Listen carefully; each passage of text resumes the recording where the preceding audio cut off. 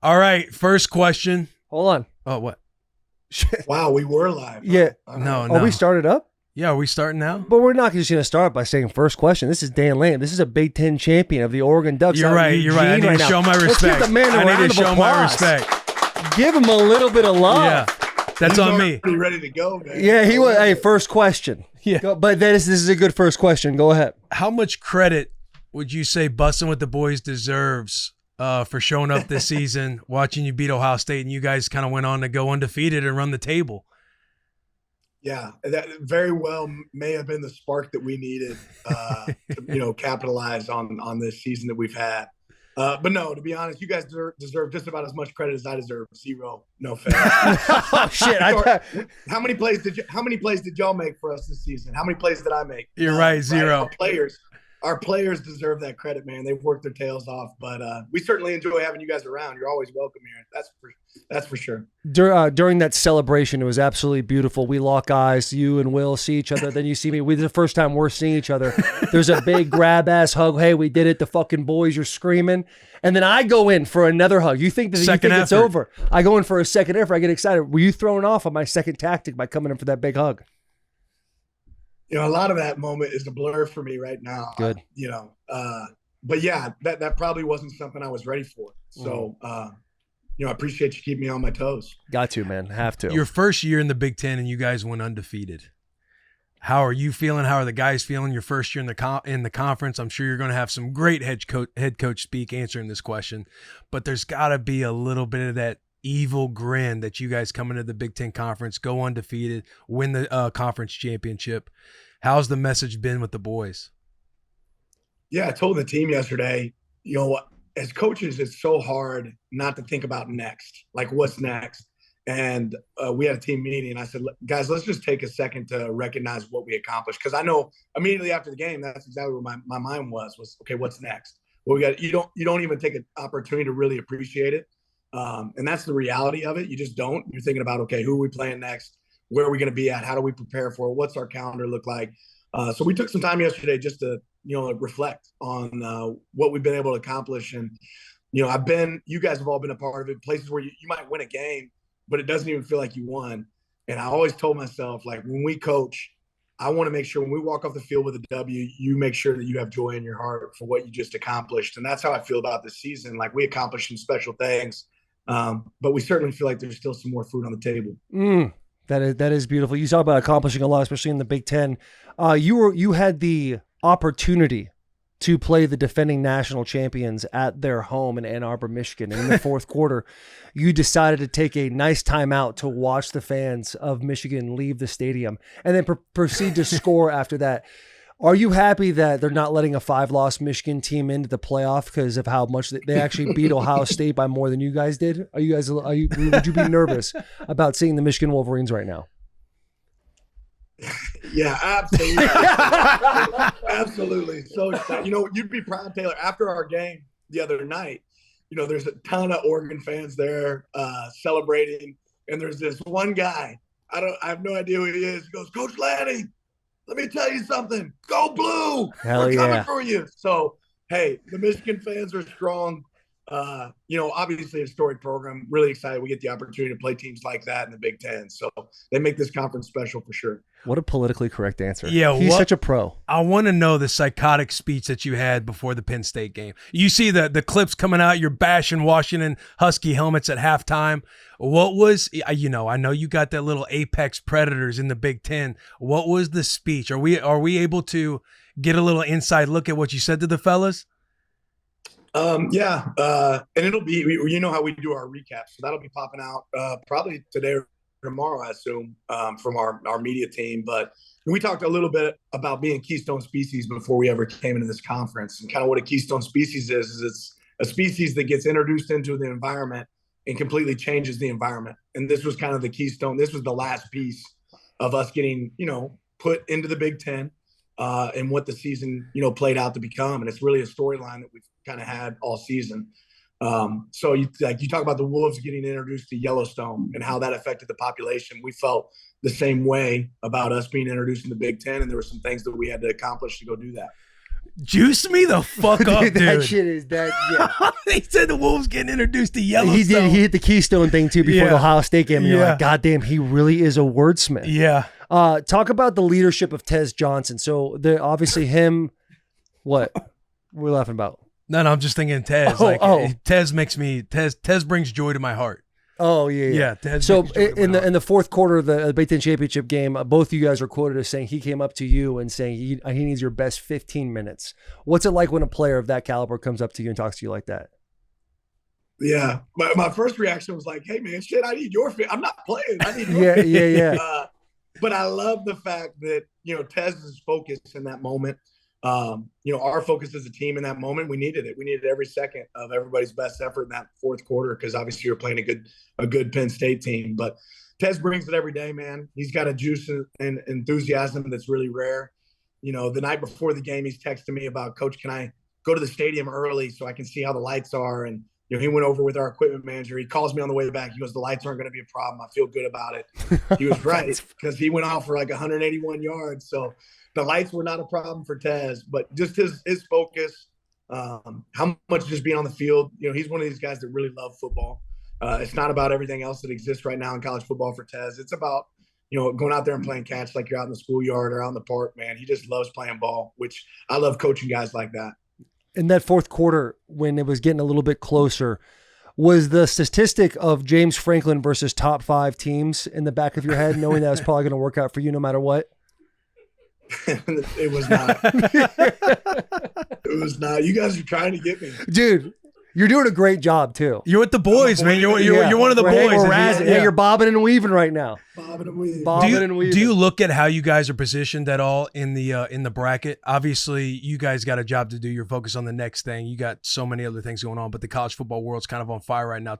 Saying things like it seems like Oregon, they went undefeated. They're the 1 seed, and they got punished for their 1 seed because of you got Tennessee and Ohio State. The way the bracket has shaken out, do you see it that way? Do you pay any mind to it? No, because it doesn't matter, right? Like who cares? It's outside noise. It doesn't matter. Like at the end of the day, all we can control is what we do with our opportunity. And this is an unbelievable opportunity. I don't think there's anybody that can deny, like, if we take care of business, like we deserved it, we've earned it. And that's all we want. We don't want handouts, right? A couple of our guys said to me yesterday, Coach, go put the ball down in the parking lot. We don't care. Like they just want to go play. And the fact that you get to play elite teams, what an opportunity for us. And it doesn't mean it's going to be easy, man. It's going to take some hard work. And, being a part of championship teams in the past, it means the ball's going to have to bounce the right way at times too, right? Like it takes some good fortune, some good luck, but you want to do so much in your preparation that you can eliminate, those variables, the factors of luck, right? You want to be able to eliminate luck based on the way you prepare, for those moments. Mm-hmm. After the bracket draw, you were quoted as saying, winning a national championship isn't supposed to be easy. Obviously, you watched the bracket draw with your team. When those first round of games are going on, we actually didn't watch it with our team. Excuse me. I apologize. That's bad. That's bad journalism on my part. I apologize, Dan. No. I just it didn't matter. So I'm just trying to give you the illustration. Like, we don't care. You don't care. Yeah.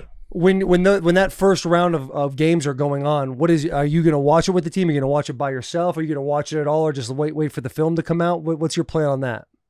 Yeah, we'll practice that morning. So we'll have practice that morning, and then I'll watch it by myself. Our staff will watch it individually by ourselves. And at that point, we'll kind of have a game plan for both teams and try to pick a lane and figure out what's different within that game. Being a head coach, obviously you're in the playoffs. How do you prioritize or compartmentalize the portal opening up and while also focusing on winning a national title? Because I assume that's got to be stressful with, again, the portal's opening up. You probably have players that might be sneaking around or sniffing around the portal, or you have guys out there that you're wanting to get to Oregon. How do you kind of compartmentalize that and attack those different angles? Yeah, you have a great organization, right? And I'm really fortunate to have great people here. I mean, we have a personnel department. That's their focus, right? What our roster looks like in the future, and what, becomes available to help our team be better in the future. So I try to make sure that everybody in the organization is farming their land, right? Don't worry about farming somebody else's land. You got a job to do for our team. Make sure you're alert for what your job is. And on top of it, when I ask you a question, you got to be able to fill me in, and we got to be prepared for it. And then I have to be involved in that. Like recruiting is it's an everyday thing in our organization. It's not just a sometimes thing. And part of that's recruiting your own roster, right? Like we've done a really good job building a great roster here. We got great players that I want back that their role's going to grow. in the future. We got great players, that maybe their role's already big, and we got to get them back again, to continue that. So way more worried about the team that we already have than what we're going to add, but we want to be able to add the right pieces, and we'll certainly always, keep options open for us in the future here. This question is more of like a curiosity from a recruiting standpoint. When you're flying these players in to the Pacific Northwest and they have to fly into Portland and then drive 2 hours down, like what's your selling point? Because a lot of times you hear about guys like, hey, your family can come see you. It's much more difficult to get to Oregon to watch your kids play. How do you combat that with all the traveling? Yeah, I mean, I think that's something you talk about sacrifice. What do you want? Do you want best or you want most convenient, right? Like if I was picking most convenient, right, I'd be coaching at William Jewell College, right? That's 30 minutes down the road. Shout out William Jewell. Give me the Jewell. same opportunity I get at Oregon, right? So what am I picking? Do I want best or most convenient? Like when you get drafted in the NFL and you get drafted by the Buffalo Bills, guess what? Your ass is going to move to Buffalo, right? That's how it works. So why not challenge yourself early in college to step outside the box, learn what it's like to live away from home, and find something that's a little bit harder? And is that sacrifice worth it? 3 years later, 4 years later, was it worth it going to the best opportunity rather than the easiest opportunity or the most convenient opportunity? Like for me, what matters? Winning, right? Is that higher on your list than convenience? It is for me, right? Like my entire family's from Missouri. We'll figure out how to get them out here for games. And the good news is you can fly into Eugene as well. You don't have to fly into Portland. So it's not supposed to be easy, right? It's not supposed to be easy, but it's worth it. That's the key. So are you telling us your first one of these playoff games that you'll get the Bussin' With The Boys fellas comp for some tickets? Yeah, I have no idea. Like here's who handles tickets. I'll send you Sophia's number. That's my wife. I said, don't talk to me about tickets. I don't want to know about tickets. Sophia Lanning is in charge of tickets, but I would love to have you guys sit in the section here. I'll shoot her a text afterwards if you guys want to show up. That'd be awesome. And then we'll just sneak on the field in the fourth quarter to celebrate again. Right. Whatever it takes. Is that how you guys did it last time? Did you guys like pull a Houdini trick? No, I mean like you talk about your organization. Like you guys were some of the best hosts that we've had. Like you on would have campus. thought we played for Oregon the way they treated us. It was unbelievable. Yeah, legit. And so we were on the sideline and everything else. So we were able just to be down there. And then when that play happens, it's kind of like we're just moseying on the field because everybody's talking about storming the field. And then you happen to be on my right. I'm like, oh fuck, he's right there. Let's celebrate. Let's fucking do this. Yeah. That's awesome. Give me a point of growth. What can we do better when you guys were here? What's something that another school's done better that we haven't done as well? Fellas, his question. Did you hear his question? Yeah. That is a good question. You're not going to hurt our feelings. Yeah, we're growth oriented, man. We want to figure out how we can improve. If we we need could, more lights on our stadium, and stuff, maybe fireworks. if we could go live for pregame in the locker room for your pregame speech. That's probably because again, I'm sitting here thinking like there's really nothing. Truly like you guys had us well taken carpet. care of. Maybe a private jet straight into Eugene. That'd be nice. Yeah, flying into Portland. Right. Some sort of catering before Yeah. the game would be good too. Yeah, some catering. Yeah. We'll throw some. We'll throw some points. Yeah, that's a good one, JP. The traffic getting out of the game was hectic. Police escort. We get a police escort would be good. Yeah. That's. Now we're thinking. So we're talking about growth oriented. We have. Now when we come to the playoff game, we'll see what you guys do for us. That'll be. There you go. Yeah. Love it. I feel like my next question is kind of asking for another thing, and I don't want to pile on. But just pile on. It's Coach Lanning. He talked about he's a Missouri boy. Yeah, William Missouri Julie. boy. Shout out to William Julie. Yeah. Linebacker. One of the teams that are also in the college football playoff is ASU. They won the Big 12 after they said they're going to be last in the Big 12. Last year, we did coach their spring game. Oh, this is a good one. And you saw how much success they've had. Is there any interest in having two interim head coaches during the Oregon spring game this spring? Something to think about. Just call a couple plays. You don't have to answer that now. Maybe say Sideline. No, maybe have a headset on. I saw it. I was wondering if we'd ever get the opportunity to have you guys on our sideline. So we definitely need to visit about this. Okay. Yeah. Let me call Zero. Let me call Zero next year. And here's a thought too. It doesn't have to be me versus Will. Maybe we get another podcast involved and we coach against that podcast. Maybe. Possibly the Pivot, Two Bears, something like that. Yeah. You know, what we've done here in our past that's been really cool is we bring back alumni to coach, in games. Like we've had LaMichael come back and coach games. Mark, so we love Marcus Mariota. So maybe opposite you guys are some players. I would love to take down Marcus. I would love to take down Marcus in a spring We'll holster game. it. We'll holster it. Put that in the back pocket. Yeah. Let's win a natty. and then we'll revisit. Revisit. That will be probably the first text he gets when, hey, congrats on the national championship. We were talking about the spring game on the podcast, if you remember. By the way, we like Gulf streams as well when you fly us into Eugene. Yeah. We'd love to have you here in Nashville and host you on the bus. Yeah.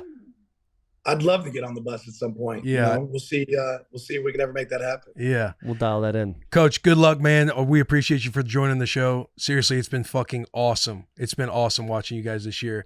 You're friends of us. You know your boy. Like you've given me hell about the Huskers. Like I don't have a dog in the fight. What are you talking about? You know what the fuck I'm talking about. I lost a bet. We lost to Iowa, so I'm up here. I got to wear George Kittle's helmet.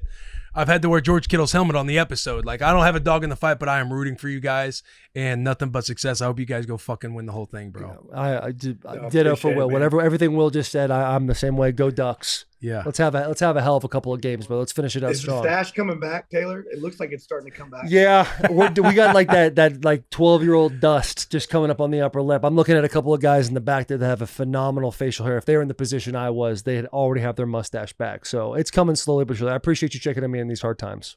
Hey, just trust the process, man. Shout out to the committee too, man. Shout out to the committee. Hey, shout out to the committee. All love and support to the committee. Love the committee. All right, I appreciate you guys. Appreciate you, brother. See ya.